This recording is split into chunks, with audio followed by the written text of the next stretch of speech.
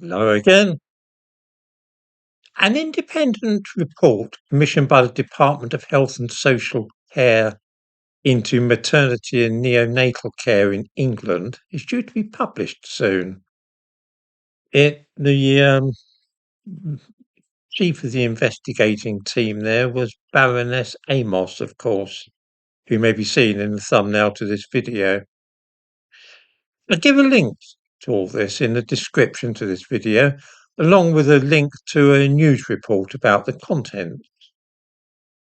One of the main findings of the report is, and I quote, that structural racism and persistent inequalities leading to notably higher risk of adverse outcomes for women from Black and Asian backgrounds.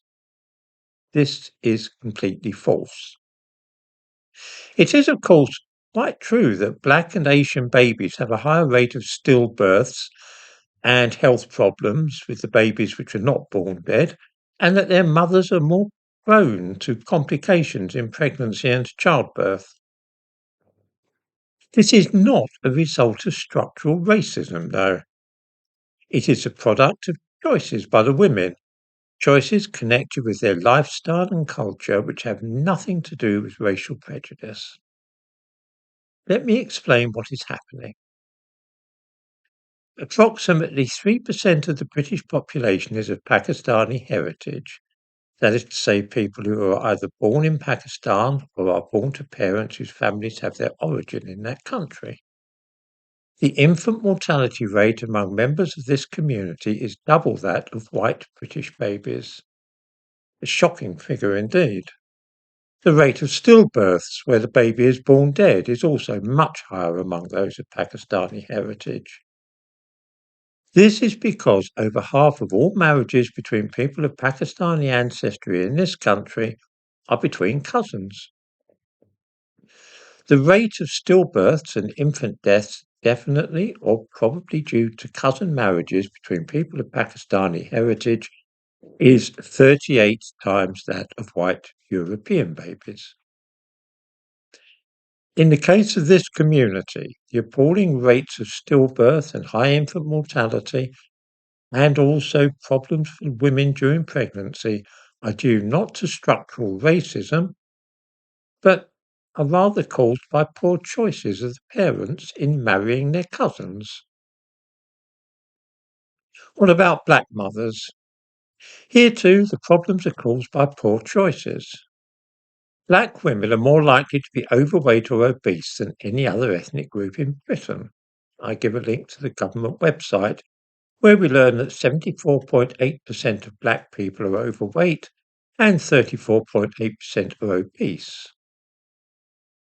By way of contrast, 65.3% of white British people are overweight and 27.6% are obese.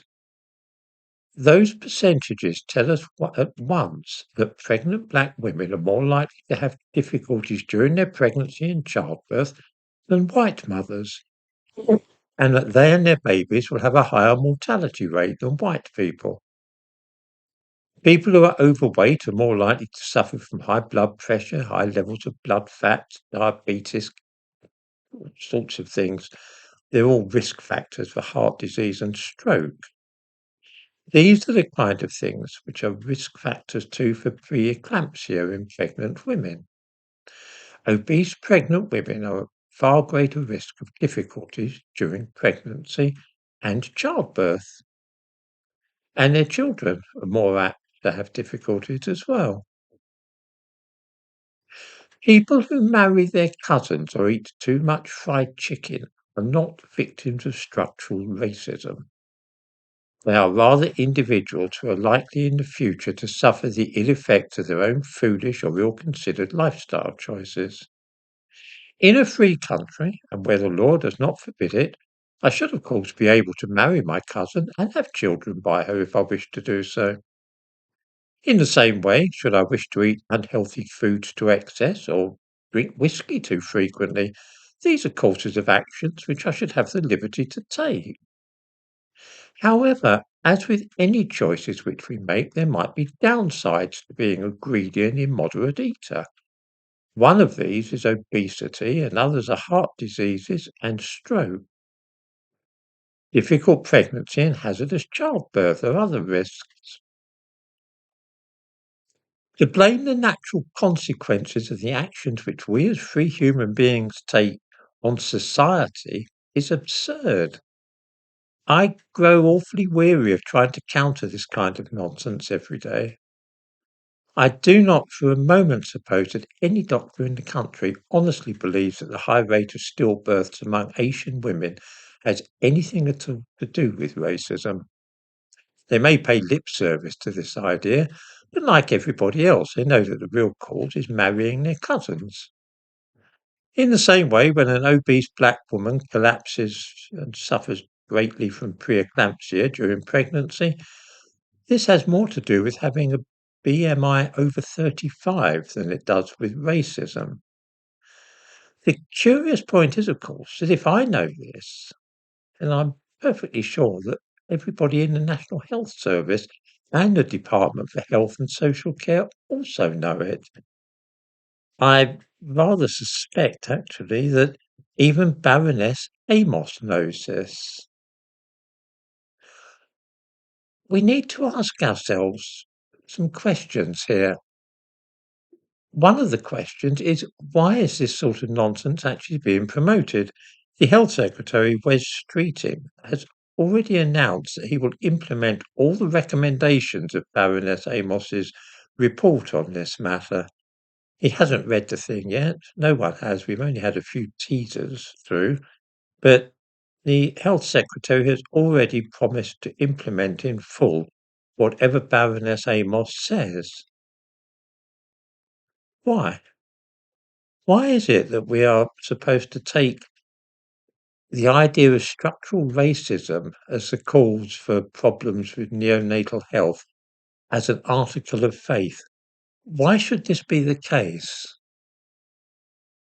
It's not rational. It doesn't make any sense, either from a medical point of view or a logical point of view or anything else. It's a wholly irrational course of action to take. And of course, when you're dealing with medicine and the possibility of babies dying, taking irrational courses of action is something you really would be better off not doing. I invite viewers to think about this. It may be that I'm a liar or a fool, or that I'm quite mistaken about this.